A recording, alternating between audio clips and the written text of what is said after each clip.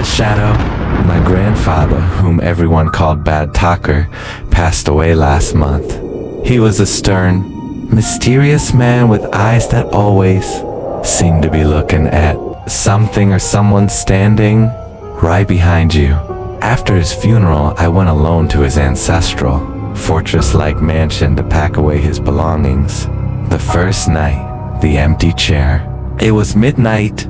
The house was deathly silent, except for the rhythmic tick-tock of the ancient grandfather clock. I was sitting in the living room when I noticed it. Grandpa's favorite wooden rocking chair was moving. Creak, creak, creak. I thought it was just the wind, but all the windows were bolted shut. I walked over and grabbed the chair to stop it. The wood felt unnaturally cold, like ice.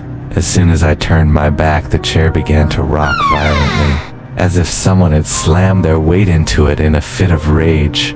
Suddenly, the temperature plummeted.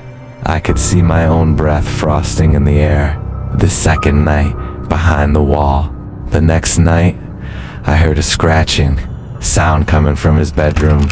Scratch, scratch, scratch, like long fingernails digging into wood. I forced myself to enter. The room was empty, but the bed sheets were disturbed, shaped as if a heavy body was lying right there. I yanked the blanket off. Nothing, but as I caught my reflection in the vanity mirror, my heart stopped. In the glass, Grandpa was standing directly behind me, but it wasn't him. His skin was gray and shriveled.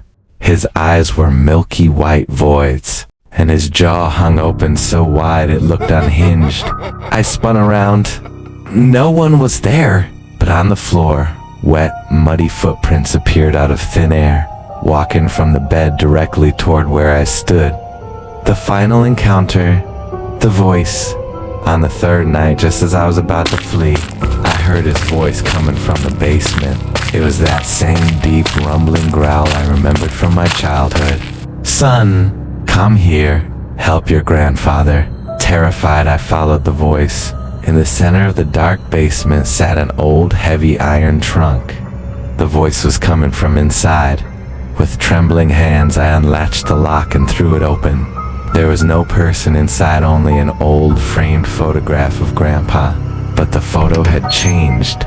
In the picture, Grandpa was now staring directly at me, grinning a jagged, impossible smile. In his hand, he held the same silver letter opener that I now felt pressing against the back of my neck. I felt a cold breath on my ear. A raspy whisper hissed, "This house needs a new master, and you'll do just fine."